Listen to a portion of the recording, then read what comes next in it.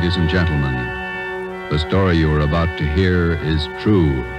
Only the names have been changed to protect the innocent. Fatima Cigarettes, best of long cigarettes, brings you Dragnet.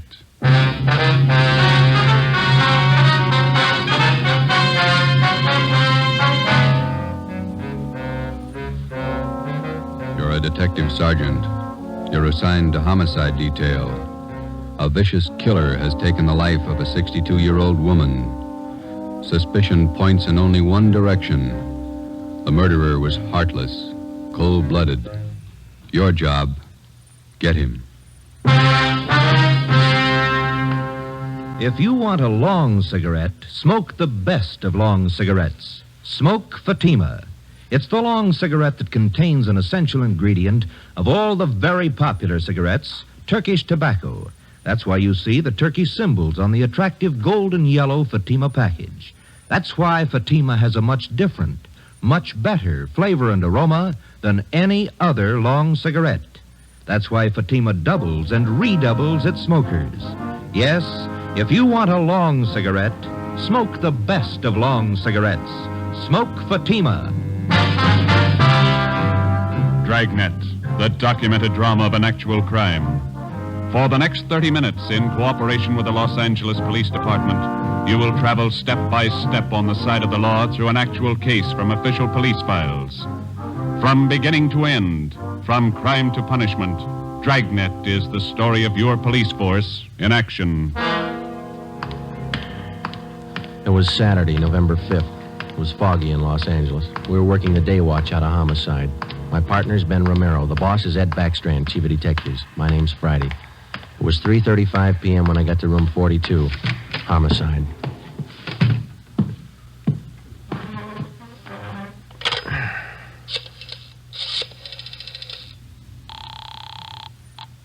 Long distance. This is Friday in homicide. I'd like to place a call to Mr. Frank Rinard in Murphy, Idaho. The number's 761. Frank Rinard, Murphy, Idaho, 761. Yeah, that's right. The call's been cleared with the business office. All right. Do you want me to call you back, Sergeant? No, I'll hang on. Okay, I'll place it for you.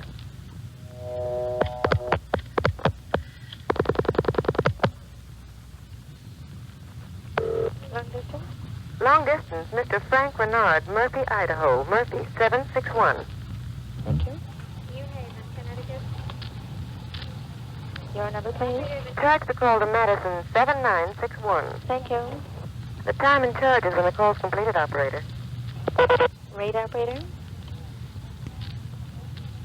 You ready to put a man out? Yes, Murphy, Idaho, routing and person rate.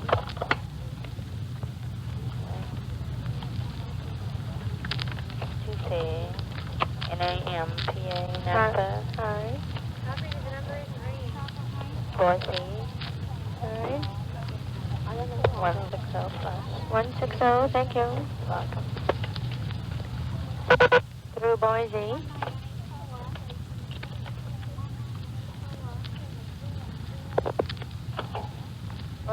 I'm calling Napa.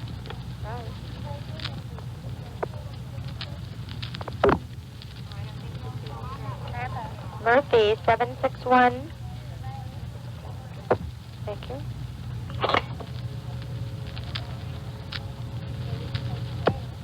Keep ringing, 761.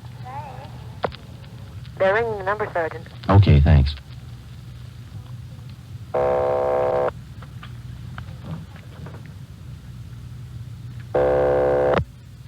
Hello?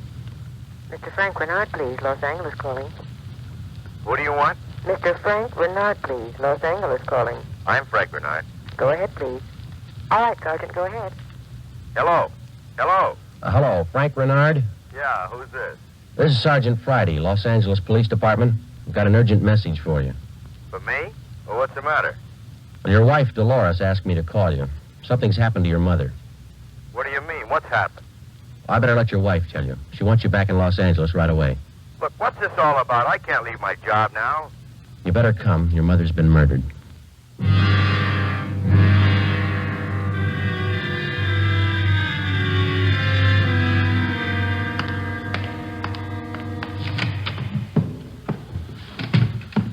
Talk to the skipper, Joe. He's on his way in. That's good. Did you call my husband? Did you? He's flying down from Idaho tonight. Be here in the morning. You tell him about me? The trouble I'm in? I told him his mother was murdered. That's all I told him, Mrs. Rinard. What am I going to say to Frank? He always sided in with his mother. He'll never believe me. What can I tell him? Jury can give you more trouble than your husband can. What you going to tell them? Are you stupid or something? How many times do I have to say it? I didn't kill her. I didn't kill her. It's a small room, Ms. Rinard. We can hear you. Sit down, please. I won't sit down. You're not pinning this on me because I didn't do it. Anybody could have killed the old hag, but I didn't. Will you sit down, please? I don't have to take this. I'm no tramp. Keeping me in here, asking me questions. I told you all I know. Look, you're in a bad spot. I hope you realize that. I didn't kill her. Ms. Rinard, how long have you and your mother-in-law been living together in the house on Chavez Road? Since Frank took the job up in Idaho. About 6 months. He said it'd be better for me while he was away living with her. Your neighbors told us you didn't get along very well with your mother-in-law. That's right, I didn't. She hated me, I hated her. You used to fight with her, is that right? You hit her. Only a couple of times. She called me dirty names. I hit her. She pulled me by the hair. I hated her like everything. I didn't kill her. Once more, Ms. Rinard, would you mind telling us how you spent your time since early this morning, where you went, what you did, everything? I told you already everything. Will you tell us again, please? I got up about 9:15. I had a cup of coffee and then I got dressed. The old lady was on the back porch doing the washing. What did your mother-in-law do for a living? I told you. She took in washing. After I got dressed, I left the house. About 10 minutes after 9, I went downtown to the dentist. He filled a tooth for me. This one here, you can ask him. What time did you leave the dentist's office? About 10:15, maybe 20 after. You can ask him. What'd you do after that? I walked around window shopping. Did you buy anything, talk to anybody? I told you no. What time did you get home? 12:30. I went in the bedroom. The old lady was on the floor. Blood all over. I felt her heart. It wasn't beating.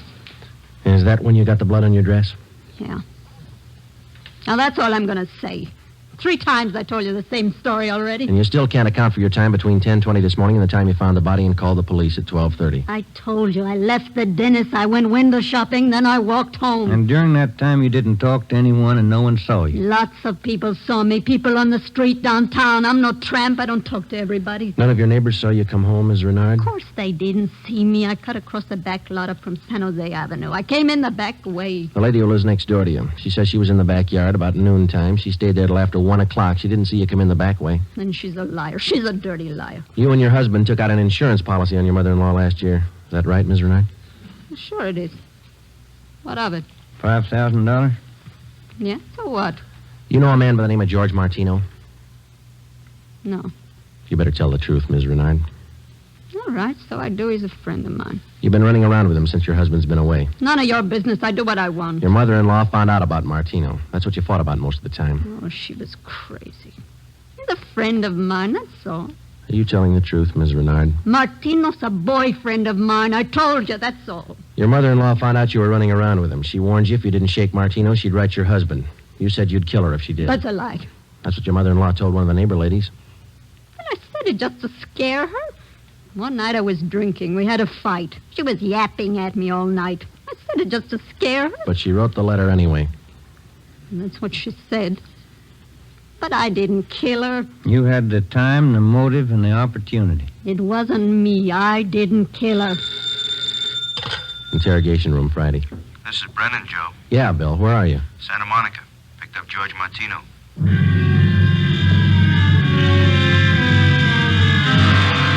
Ben and I drove Mrs. Rinard to Lincoln Heights Jail, 5th floor, and had her booked on suspicion of 187 PC. When we checked back in at the office, Brennan and Wiseman, the other 2 men on the case with Ben and I, were questioning George Martino in the interrogation room. Ben and I stood by.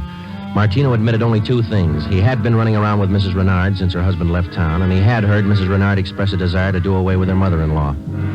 After the questioning of Martino, Sergeant Brennan, Ben and I met with Chief Ed Backstrand. It was 5:15 p.m. You got everything but the murder weapon, huh? That and Mrs. Renard's confession. She ought to come through, huh, Joe? I don't know.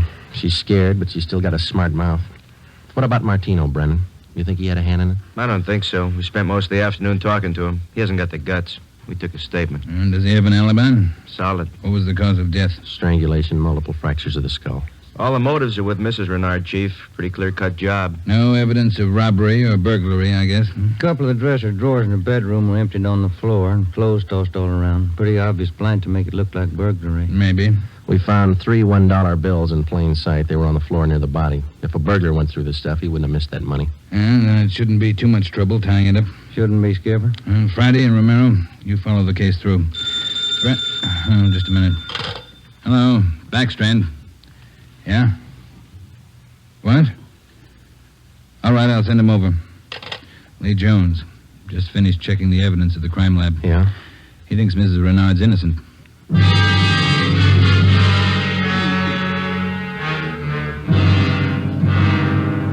There they are, fellas. Facts don't lie. But she had every reason in the world to kill the old lady. In my book, she couldn't have killed her. All right, let's have it, Lee. How does the evidence add up? That's just it, Joe. It doesn't. Take a look.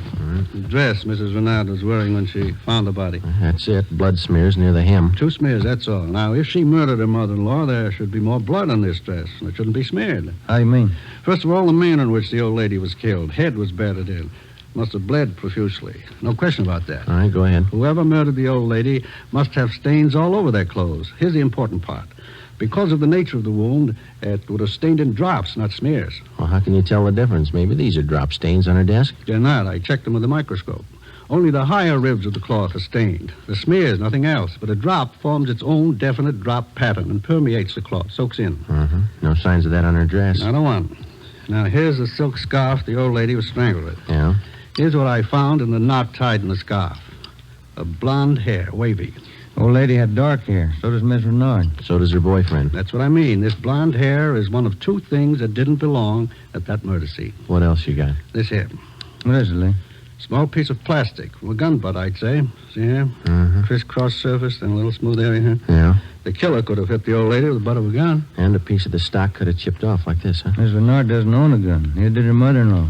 Well, where does that leave us? I don't know, Joe. There's the stuff. You can't disregard it. Maybe you can explain it. Yeah. How? Well, first prove this dress isn't the one Mrs. Rinard was wearing this morning. Then find the dress she did wear. We know she wore this when the dentist identified it, and so did 2 of the neighbors. That's what I mean. The dress is too clean, doesn't belong. Yeah. This blonde hair, this piece of gun butt, they don't belong either. Well, then you think she's innocent. You're looking at the evidence. What do you think? 6 p.m. Saturday, November 5th. Ben and I went back to the office and met with Brennan, Wiseman, and Ed Backstrand. The open and shut case against Mrs. Rinard was up in the air, but we still weren't sure that she was innocent of the murder of her mother-in-law. Ben and I drove to the Lincoln Heights jail and interviewed the suspect again. She agreed to submit to a lie detector test. We drove back to the office, contacted Sergeant Berger, the department's polygraph man, and set up a special test for the following day. The next morning, we met with Berger and formulated a list of key questions, and then we picked up Mrs. Rinard and brought her to the 3rd floor of the Old City Jail building, the polygraph room. At 10:33 a.m., the test got underway. As usual, Sergeant Berger conducted the interview alone. Backstrand, Ben, and I waited outside. Well, how about Mrs. Renard's husband? Get in town yet? He's due in around noon, Skipper. Got a smoke? Yeah. Here you are, Ed.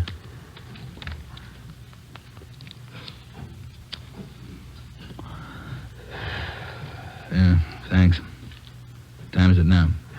11:25. Here's Berger now. That's it, Ed. What'd you get? I can study the chart a little more. The results are pretty well defined, though. How's it look? No reaction to the key questions. What's your opinion? I don't think she did it.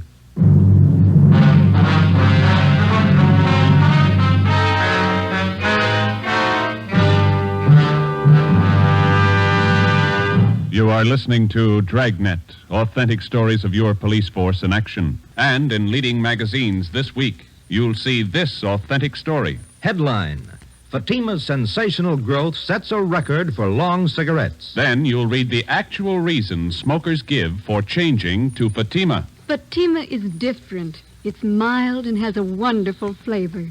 Fatima's best.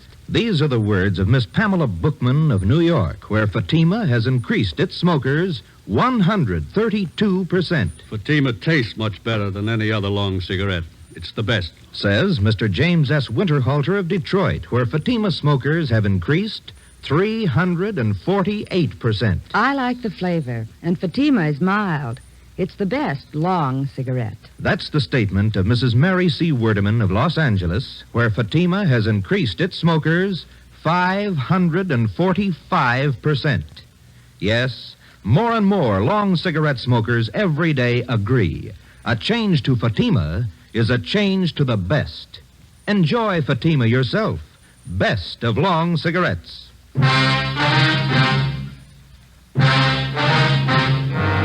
8 a.m., Monday, November 7th. Mrs. Rinard was released from custody. We questioned her husband, Frank Rinard, briefly. He could tell us nothing more than we already knew. Brennan and Wiseman were called back on the case, and together the four of us started over again from the beginning. We had a dead body, 2 pieces of physical evidence to work with, no idea how to fit them together, and no suspects. We went back to the Chavez Road neighborhood where the murdered woman lived and started pushing doorbells. We canvassed the neighborhood for 3 days, and we uncovered one slim lead. He was selling magazines, officer. Went door to door, right up the street here. Young fellow. Could you describe the man for us, please? Nothing to talk about. Pasty face, pimply complexion, blonde hair. 5:30 p.m. Wednesday, November the 9th. Ben and I met with Brennan and Wiseman in Ed Backstrand's office to compare notes. Together, we had more than a dozen reports of the magazine salesman's presence in the neighborhood just prior to the murder of Mrs. Renard's mother-in-law. The various descriptions of the man which we obtained from the people in the neighborhood tallied closely. About 6 feet, 170 pounds, pimply complexion, blonde hair, fast talker. About 25 years old. As far as we know, Skipper, he was the only stranger in the neighborhood last Saturday morning. Only one that people remember, anyway. How close did you trace him to the Rinard house? You got your list there, Brennan? Yeah. There you are. Thanks. Let's see. Well, he picked up his tracks down on Floresta Street, sold a couple of descriptions there, then he headed up Landers Avenue onto Chavez Road. Yeah. The Renards live at 2280 Chavez Road. That salesman talked to the woman at 2274 Chavez. That's 3 doors away from the Renards. When was he seen there? Let me see. Where is that, Brennan? Oh, on the 15-7 sheet, Joe. Didn't have enough room on the report. Oh, yeah, here it is. Mrs. John Rico, 2274 Chavez. The guy was there about 11:45 Saturday morning. Well, that puts him in the running. First time he ever showed in that neighborhood? First time, Skipper. Fresh kid, not a very good salesman. Here's the name of the company he's working for, the Harrison News Distributors. You check with them? No, they're closed for the night. We'll call them the first thing tomorrow. Good. Here's something else for you. I had a call from Frank Rinard this afternoon. What'd he have to say? Seems in the excitement just after the murder, Mrs. Rinard overlooked a couple of things. What's that? Well, they're missing a yellow table model radio. It was in the bedroom where the old lady was killed. Yeah, well, that ties in with a robbery motive, huh? And they're missing a ring, too. Belonged to Mrs. Rinard. Topaz ring. Supposed to be worth a little money. But she didn't notice it was gone until today. That's right. You got the serial number on the radio? Yeah, right here. Okay, let's see. Yeah, Brennan, here we are. It's an Emerson model 511 180,000 277609. A lot of small radios in town. There's only one with that serial number on it. Track it down. A complete description of the Topaz ring and the serial numbers and description of the yellow table model radio were sent to the pawn shop detail. The information was then placed on the stolen property list and relayed to every pawn shop operator in the city. The next morning, Ben and I interviewed the manager of the Harrison News Distributing Company. There, the suspect had given his name as Sam Bricker. We checked out his home address. Turned out to be a gas station in North Hollywood. We took the suspect's job application blank with a specimen of his handwriting, and then we drove back to the office. Sam Bricker. We were unable to get a make on the name from the Record Bureau. We checked the cards on every known criminal who was cataloged in the oddity file as having a pimply complexion. None of them matched. That night, we got out an APB and a radiogram. The suspect's trail led from one salesman's job to the next. On his last job, he gave his name as Albert Berry. His address is 1430 Palo Alto Drive. That was in the Echo Lake District. Ben and I drove out to check it. 1428, 1430. There it is, Joe. Yeah. At least it's not a gas station, huh? Come on.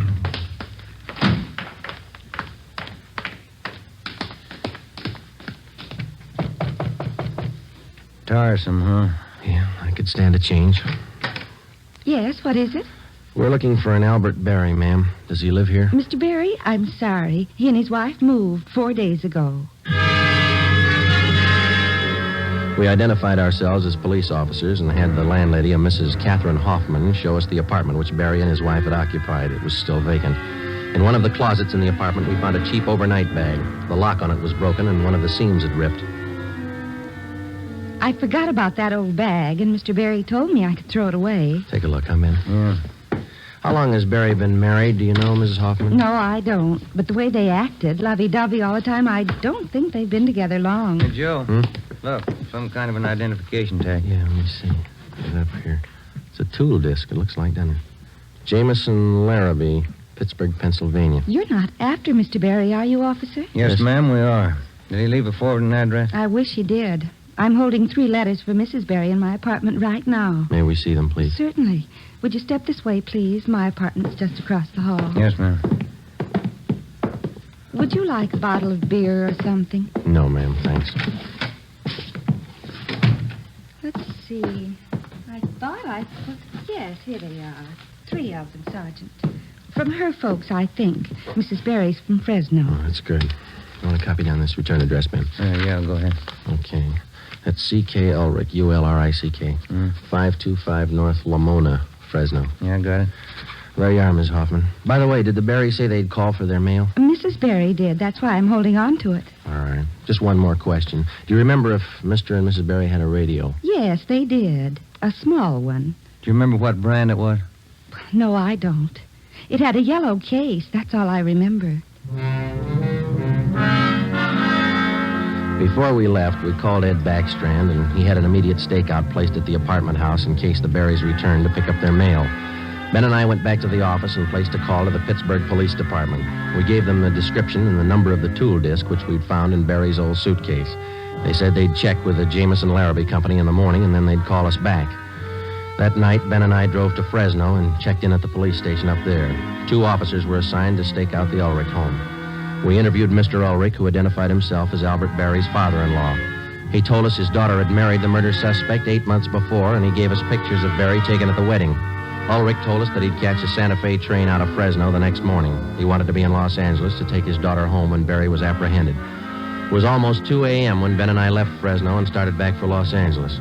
We checked in at the office at 10 minutes past 8 the next morning. At 8:35, the call came through from the Pittsburgh Police Department.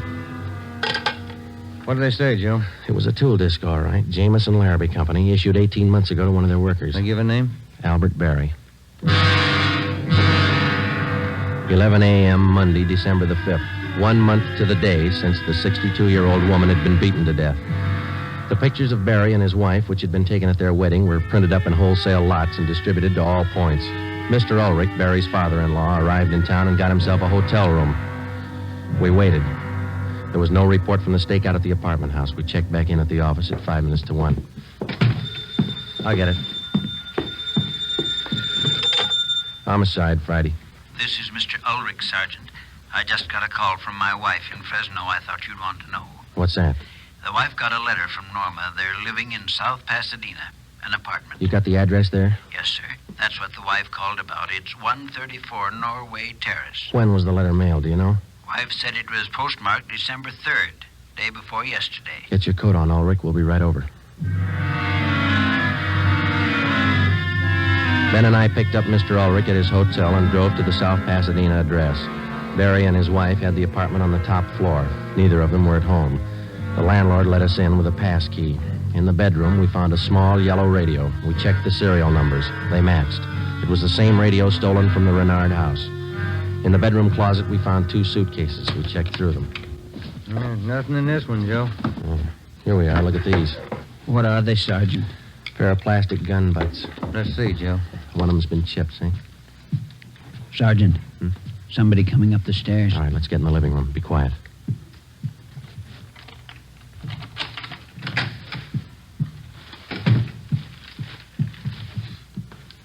Dad, what are you doing here? Who are these men? Police, Norma. They want Albert. He killed a woman. Dad. It's all right, Norma. It'll be all right. Did you know your husband killed a woman, Miss Barry? He just told me last Saturday. We've been running away for a month now. Moving all the time. I wanted to know why. So he told me. He said I was in it as much as he was. And I'm tired of running. Why did he kill her? Did he tell you that? He said he broke in the house. He didn't know anyone was home. The old woman was in the bedroom. She started to cry out. He had a gun. Hit her with it.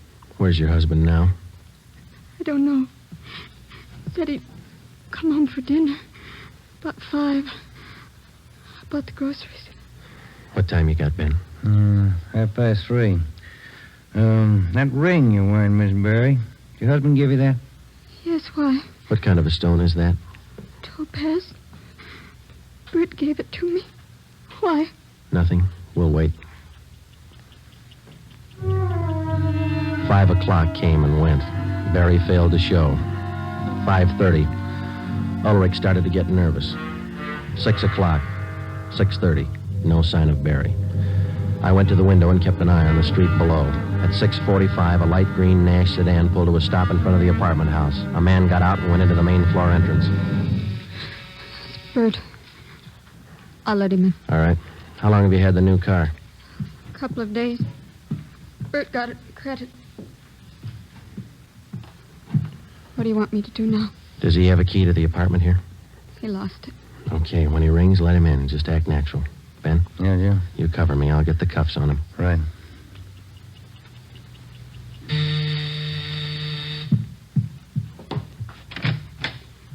Hi, Bert. Look out, Joe! All right, drop it, Barry. Okay, Ben. Yeah, he's fast with a gun. Nice looking, isn't he, Sarge? You'd never think he'd kill anybody. Come on, let's take him in. I love him. I still love him. But you're a cop. You wouldn't understand.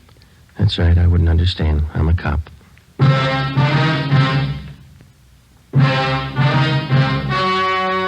The story you have just heard was true. Only the names were changed to protect the innocent. On February 16th, 1947, trial was held in Superior Court, Department 82, City and County of Los Angeles, State of California. In a moment, the results of that trial. Earlier tonight, you heard the reports of amazing increases in Fatima smokers from New York to Los Angeles. Yes, all over the country, Fatima is doubling and redoubling its sales. And here's reason 1. Fatima is the long cigarette that contains an essential ingredient of all the very popular cigarettes, Turkish tobacco. Reason 2. Fatima has a much different, much better flavor and aroma than any other long cigarette. Reason 3. To millions of smokers, the name Fatima has always stood for the best in cigarette quality. Smoke Fatima, the best of all long cigarettes.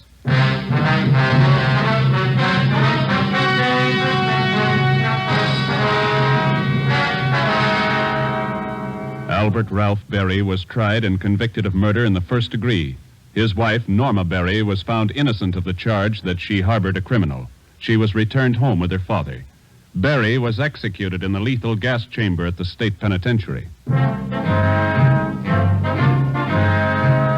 You have just heard Dragnet, a new series of authentic cases from official files. Technical advice for Dragnet comes from the Office of Acting Chief of Police W.A. Wharton, Los Angeles Police Department. Tonight's program is dedicated to Private Hubert W. Estes of the District of Columbia Metropolitan Police Department, who on the night of May 16th, 1947, gave his life so that yours might be more secure.